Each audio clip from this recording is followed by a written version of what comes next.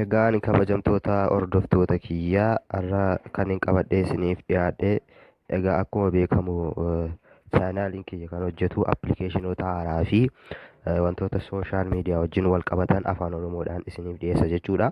Har'a kan hin qabadhee isiniif dhiyaadhe akkuma mata duree irratti ibsuu yaale bilbila keenya yeroo baay'ee akka isaan biizii ta'an kan godhan keessaa tokko qabadhee isiniif dhiyaadhe jechuudha. Bilbila keenya haala gaariitiin akka itti fayyadamnuuf yookiin akka inni biizii hin taaneef wantoota gochuu qabnu isinitti agarsiisaa jechuudha. Jalqaba akkuma argaa jirtan siitingii bilbila keenyaa keessa lixuu qabnaa jechuudha. Siitingii bilbila keenyaa keessa gaafa lixnu gaafa gadi buunee ilaallu filannoowwan jiran keessa appilikeeshin manaajer kan jedhu kana tuquu qabnaa jechuudha.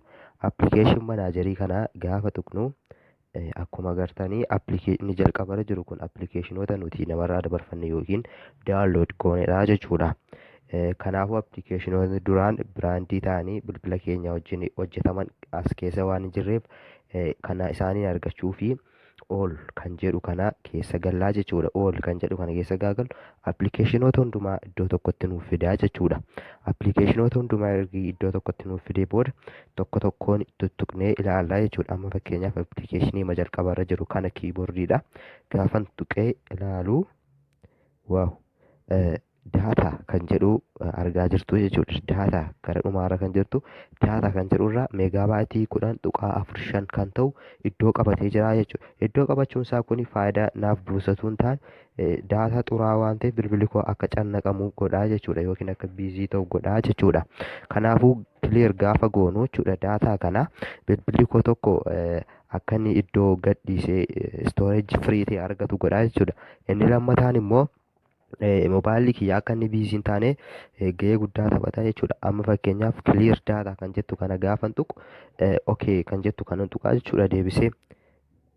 Waaw gaafan tuqu akkuma agartan daataa kan jedhu kun 0.00 baayitiitti deebi'e jechuudha. Kana jechuun irraa badeeraa jechuudha. Kan biraa akkasuma appilikeeshinoota jiran hundumaa amma fakkeenyaaf kun dikshiinarii afaan oromoodha. Akkuma agartan meegaabaayitii 5.6 qabatee jira jechuudha. Asirratti waa isin hubachuu qabdan ani yeroo hundumaa waan qulqulleessuufidha malee kan keessan immoo gara meegaabaayitii 700-500 fa'aa ta'uu danda'a jechuudha. Kana akkuma amma isinitti agarsiiseen qulqulleessinaa jechuudha. Akkuma agartan zeerootti galee jira jechuudha. Haaluma kanaan appilikeeshinoota jiran hundumaa tokko tokkoon yoo qulqulleessine bilbila keenya akka gaariitti itti fayyadamuu dandeenya jechuudha. Appilikeeshinoonni keenya nagaa ta'uu danda'u. Bilbilli keenyas akka inni hin cannaqamne godhaa jechuudha daawwattoota kiyya. Egaa viidiyoon har'a qabadhee isiniif dhiyaadhe asuma irratti hin xumura. Kana gootanii akka milkooftanii abdiin qaba. Sabiskiraayib gochuu hin dagatinaa, na hordofuu hin dagatinaan jedha. Sabiskiraayib yoo gootanii chaanaaliin kun akkuma beekamu afaan oromoodhaan waan hojjetuuf yuutuubiidha waan ta'eef sabiskiraayib gaafa gootan afaan keenya guddisuu irratti illee gahee guddaa qaba jechuudha. Chaanaloota gurguddaa wajjin gaafa wal qixxaatu afaan keenya guddisuuf gahee guddaa waan qabuufi chaanaalii abdii ooteek kan jedhu kana sabiskiraayib yoo gootan salphaatti waan ta'e chaanaalii kanaan tamsa'u isin bira qaqqabuu danda'a. Darbee immoo afaan keenya beeksisuu dandeessu jechuudha.